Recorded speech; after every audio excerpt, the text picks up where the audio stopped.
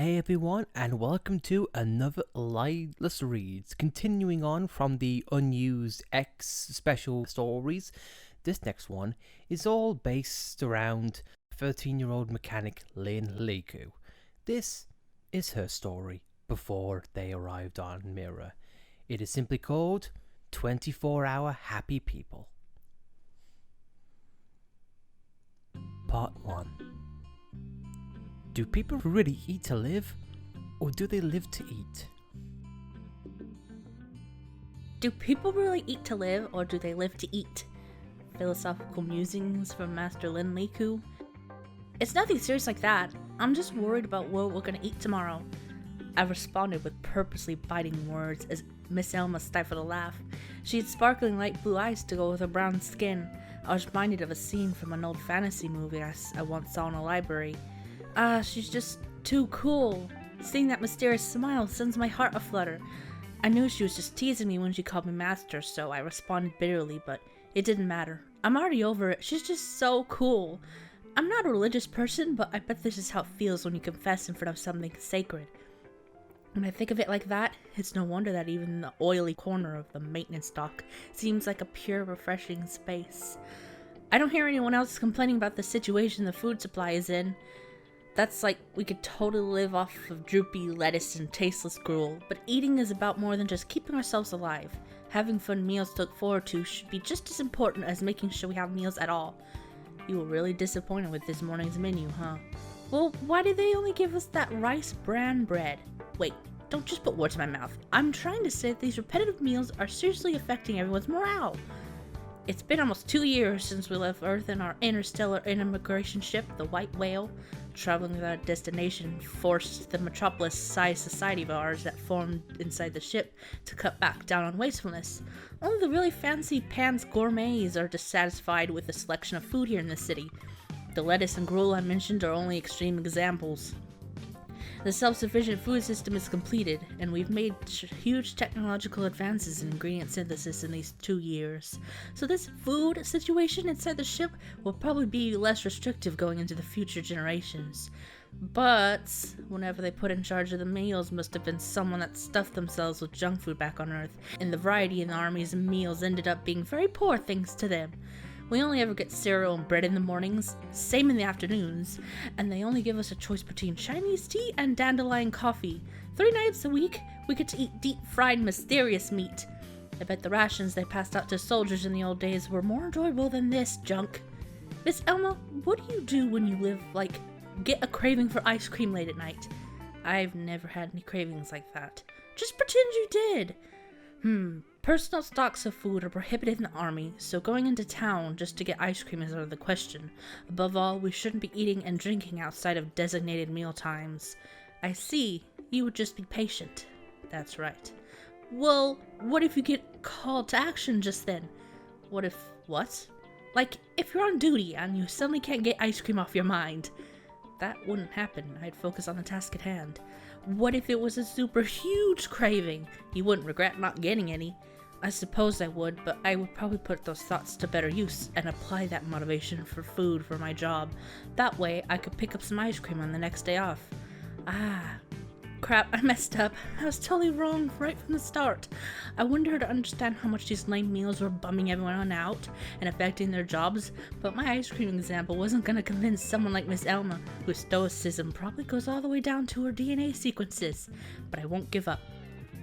Well, what if they won't even let you leave on the next holiday? That's how hopeless everyone feels about this whole food situation. I see. I get what you're trying to say now. She nodded without any expression and let a sigh of relief. I knew her indifferent gesture was her way of showing she understood. I so knew she'd understand everything. Okay, maybe I just had a little trouble convincing her. So you want to take a stand against those repetitive meals? Exactly. Once a week? No, even once a month would be good. I want a chance to cook for everyone. I could totally make something they would enjoy. Would you like me to ask the head chef for permission? But they'll probably pull you off and say it's just some child's whim if you tell them it was my idea. I remember the faces of the waiters at the dining hall that gave me some "we don't have any applesauce for you, that's valuable stuff" nonsense when I went there, and I turned away from Miss Elma. I didn't want her to see me pouting. Understood. I'll see if I could get them to consider it since it's a direct request from you. As a pretty well-known person throughout the ship, Ms. Alma doesn't express her feelings much, even casual conversations. I could tell that this is what it takes to be an adult, even with my limited 13 years of life experience. Although recently, I've started to wonder if that's not just part of her personality, if it's not in her nature to express herself, but she does let her kindness show when she's helping me. She doesn't hold her emotions back because she's an adult. She's just bad expressing herself, and I can't take her reactions. Thank you, Ms. Alma. What kind of food did you want to make? You'll have a hard time even finding ingredients considering the difficulty we'll have had getting the head chef to cooperate. I'm giving that serious consideration, of course. I puffed out my chest confidently and enjoyed the surprised look she gave me. I'll have you know, I've got quite a few connections, the kinds that can provide me with ice cream in the middle of the night if I'm craving it. The military and residential sections of the city aren't really that far apart. Every section of the ship is organized and divided according to their function, though they still built roads between them. But it's a totally different story once you're actually inside the city. This place is the polar opposite of practical. There are no skyscrapers like you'd expect, but there's still a veritable jungle of apartment complexes. There's a crazy amount of roads that weave between them, that car maniacs with too much money on their hands travel back and forth on. There are rumors of stray cats living in the back alleys too. There's a park with trees planted in it, and a holographic projection that imitates the changing sky of Earth. You'd completely forget you're inside a giant spaceship, and of course, it was built to give that exact feeling. This city was a facility specifically designed to remind us humans of home, now that we left our original one. It might just be a pretend city, but familiar things help people to forget that we're wandering through the cold void of space. Leaving the city's main street, I subconsciously drifted toward a junk shop on my way towards the back alleys. I was tempted to go check out the rare things I'd heard they had in stock, but I came here today as a chef, not an army mechanic. I passed the shop up, keeping my cooking mission in mind. The jumbled and messy back alley was overflowing with friendly activity. It's nicknamed the Fisherman's Alley. There are a ton of open shop stalls lined up here. They sell stuff you would never be able to find in the supermarkets endorsed by the higher-ups in the White Whale, so it's always super busy. Obviously, it's not just a fish market, despite having fishermen's in the name. The foods on display are mostly synthesized, that each shopkeeper gets through their own channels. While there are personally cultivated vegetables and shellfish, those are crazy expensive and only get put on display to attract people. Among these are stalls run by people who weren't able to make it as legit chemists, which sell food synthesized using questionable methods, meaning illegal methods. But the authorities understand that it's a part of our society, and all the residents of the ship give their silent thanks for that. Passing through while exchanging greetings with any shopkeepers I knew, I came upon a dimly lit path. Deep in the back alleys is a super complicated section. That's where the shop I was looking for was. It's run by someone who used to be a famous university professor back on Earth, who also deals in various questionably synthesized meats. The meat is guaranteed to be safe, and it tastes amazing, so I was planning on using some for the special cooking debut. I finally arrived in front of the shop, and turned the handle of the door open countless times before. Inside, a cheerful man would always say, Hey, you're back. And I'd return his welcome with a smile, but there was no friendly voice. The inside of the shop was dark and gloomy, and the display cases were empty. They didn't have any of the food that looked so fresh. You'd think it was natural. Welcome. I thought the store was empty, so it sounded like a spooky ghost voice. I was startled and jumped up, but I managed to stop myself from screaming. I squinted into the shop on max awareness mode. Sorry, but the shop's closed, as you can see. I don't have anything to sell. Management's changed. A man I didn't know was sitting on the floor between the glass cases. He looked younger than Jan, the shop owner I was expecting, but judging by his frail body and wrinkled clothes, I got the feeling that they were someone who had been through a lot. What happened to Jan? I don't know. Don't know anything. The things I know are absolutely nothing. He was addressing me, but he spoke as if he were talking to himself. It's a little rude to say this, but he was a total weirdo. Tony. Huh? Tony News. That's my name. I'm Lin Liku. Lin Liku? Okay then, Mr. Tony, so I can't buy meat here anymore? Nope, because I don't have any of the synthesizing skills that Jan had. Nope, I got nothing. I have absolutely nothing. I see. No, I mean, I see that there's no more meat left to buy. Not that you have nothing. It's fine. Thanks. He is probably trying to reassure me, but without any inflection in his words, he just sounded creepy. I was stumped and didn't pursue the conversation. I wanted to ask him more about Jan, but the words caught in my throat and I couldn't ask. I sighed under my breath and left him with it later. When I turned back towards the shop entrance, there was suddenly a bunch of men standing at the door. They were wearing gaudy shirts, snazzy suits, and tank tops that clung to their bodies tightly. They looked like they were ready to beat up the nearest elderly person. I've been looking for you, Tony. Mr. Worn-Out Suit Guy called out to Mr. Tony further inside, completely ignoring me. Why are you looking for me? I thought you and your organization buddies had settled things. Even so, I can't just turn over ownership of this shop to you that easy. Sorry about this. Mr. Worn-Out sneered. I turned toward Mr. Tony's direction. He looked like he was pulling himself up using the glass cases. He looked really flustered. Lynn. Run! And now he's calling me by my nickname, but a chilling sound I heard from behind me stopped me from responding to that grave injustice upon my honor. An old-fashioned and extremely out-of-date sound, the muzzle of an illegally manufactured gun used in this nostalgia-inducing city. That's what I felt behind my back. Mr. Tony let out a roar and seemed like he was gonna charge. I started running out of reflex. In the next instant, the store was filled with sounds of gunfire. Part 2. My whole life story, wrapped up in a taco shell. I'd read a book once about someone whose life flashed before their eyes during a near-death experience. Seeing their whole life story in that single instance moved them to tears. It made me wonder if I'd ever be moved to tears by my own life, if I were in a situation like that. But all I saw was a wall of rotisserie chickens. I was inches away from dying, and the only significant thing I could think of was food. I'm so disappointed in myself. Like, I couldn't be any more disappointed in my boring self. Keep your head down and run! Mr. Tony's voice could be heard saying, though, through the echoing gunfire. His words were broken up by the rattling of bullets, but I could still understand their meaning clearly. I ducked down and followed his directions. I slipped past a table and a shelf, stooping low so I didn't expose myself. I could sense Mr. Tony following behind me. The gun-toting thugs that had showed up didn't seem to be aiming for him, much less myself. They weren't even trying to chase after us. They were just firing around wildly, wasting bullets. Was that a show of power? Were they trying to intimidate us into surrendering?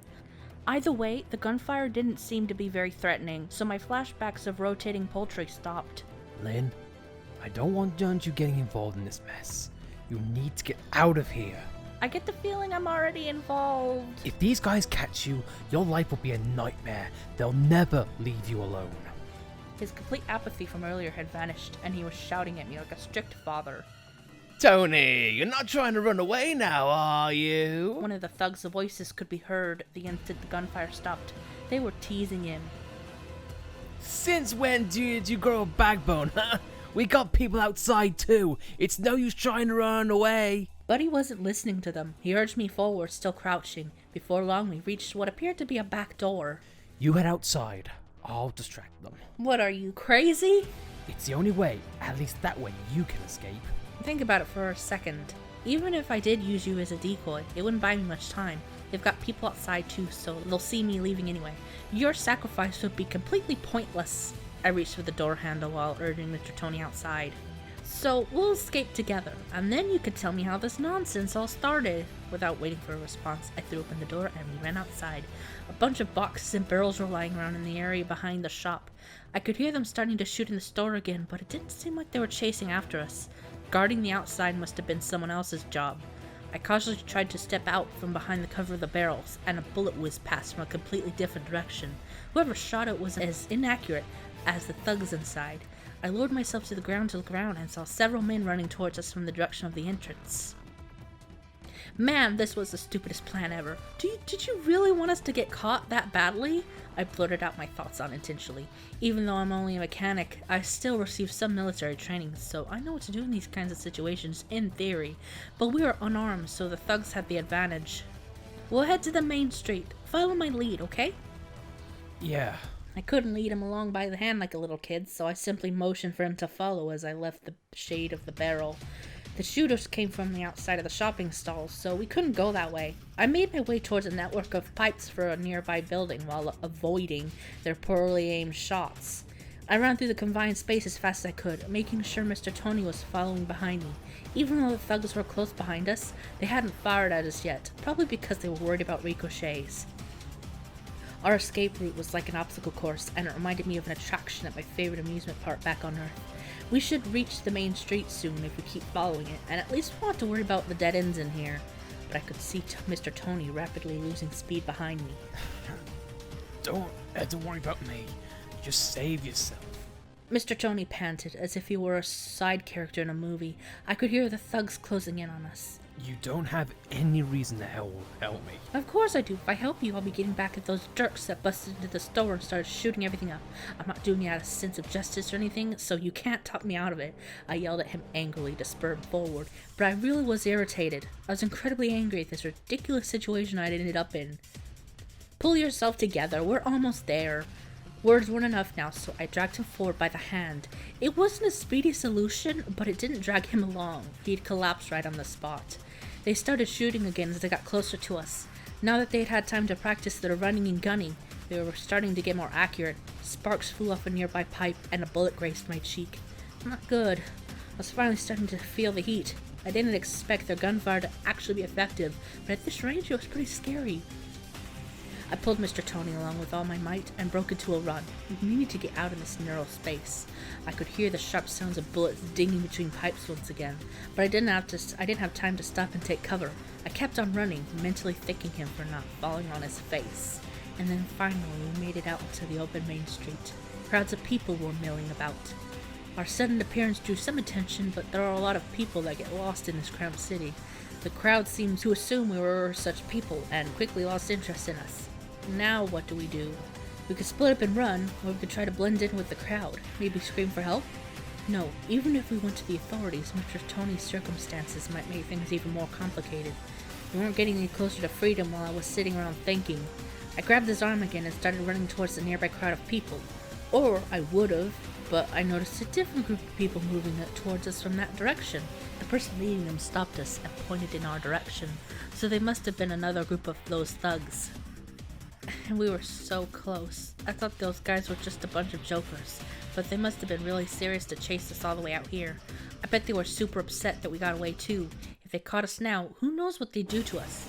I shuddered at the thought. This is hopeless. That miserable voice was Mr. Tony, of course. I stopped myself from shouting at him and used my frustration as fuel to keep moving forward. The road here was jammed with cars all day long.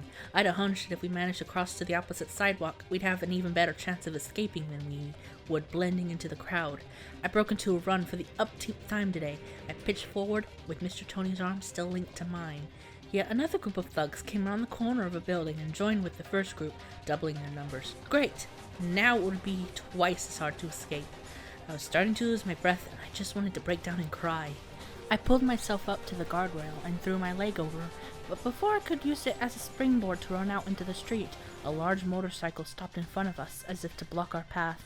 It hadn't been moving very fast, but if I'd ran out a second earlier, there could have been an accident. "Hey, what do you think you're doing? That's dangerous," came the voice of the motorcyclist. It was a woman's voice. It sounded really familiar. Lynn? I lifted my head at the sound of my name and was greeted with a familiar face. My nervousness vanished in an instant, and all the strength left my body. Barely able to stand, my next few words squeaked out like a broken speaker system. "Miss Arena, please help us."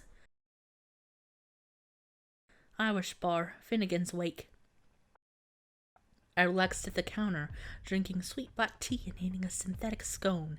We managed to shake the thugs off thanks to Miss Arena, who had been wandering around the residential area on her day off. She drove us full speed through all the traffic, even with 3 of us riding. After that, she wanted to hear what happened, so we ended up at this shop. So, let me get this straight. The organization took your social ID as payment to settle your debt, and you were keeping an eye on that shop for the owner, who had similar debts to them. But then we got attacked by a different group of thugs. Is that how it all went down? Yeah, that's how it happened. Mr. Tony was being interrogated by her. Even though she was slightly younger than him, he looked like a schoolchild being scolded by his teacher. A makeshift manager in a shabby shop. I guess even a rundown store is worth something to the people stuck in this ship's residential block. They said I should run the shop in order to consolidate and pay off the debt I had gathered. But they lied about combining it. Those other guys still had a bone to pick, so they came looking for you. She sighed, and he forced a weak smile. Just like I thought, his circumstances were totally complicated. Tired of listening to this boring discussion about shops and debts, I concentrated on my tea and scone. In fact, I was so interested in the scone, I decided to order a second, so I could investigate the secrets of its flavor. Excuse me? Come on, Lynn, how can you sit there sipping tea so casually when you're the one that got yourself mixed up in all this in the first place? But the scone's so tasty! She hung her head in an exaggerated gesture. You knew that you were getting yourself into when you tried to help him, so why don't you show a little bit more concern for the whole thing? Like when I was about to start crying after I saw more thugs show up outside because a valiant knight on a steel horse appeared and rescued us, and everything turned out fine, so there's nothing more to worry about. Wait, are you saying I'm some kind of valiant knight? Yeah, you're super cool as a doll even. I don't want to be compared to dolls. Don't you ever think about anything besides cooking and robots? Nope, and why should I? Dolls and food are extremely important for humanity's survival, you know. Wait, important? Important? Lynn? Oh no, I forgot something more important. That memory flashed before me like a glint of light, and I shot to my feet, confusing the two of them. Meat! I went to the store to buy meat, but the display cases were totally empty. I went all the way over there because it was the only place I could get decent quality meat, but the owners run off somewhere. Will I never again be able to purchase those superb sirloins? I won't stand for that. Mr. Tony, don't you know where the original store owner went? There's no way I'd know. I was only there as a stand-in. But you said you had a huge debt too. If he had the same kind of debt as you, wouldn't you know where he might be hiding? Just imagine what kind of dead end he might be stuck in. Dead end. Lynn, that's not a nice thing to say. I saw his face stiffen and her forced smile. Maybe it was totally rude, but right now, meat was maximum priority. I'll apologize later. Well, it's anyone's guess where he may have gone off to. Yeah, he's probably already been caught by that organization. Then we gotta hurry, or the meat will vanish. The owner's synthesis technique has a secret ingredient that only he knows about. I gulped down the last of my tea and gathered up my stuff to leave, no longer interested in the scone's secrets. Lead the way, Mr. Tony. What? Hey, you just got out of one mess and you're already trying to jump into another. Of course, I puffed out my chest towards their shocked and bewildered faces. If it's for meat, I'd even dive straight into a black hole.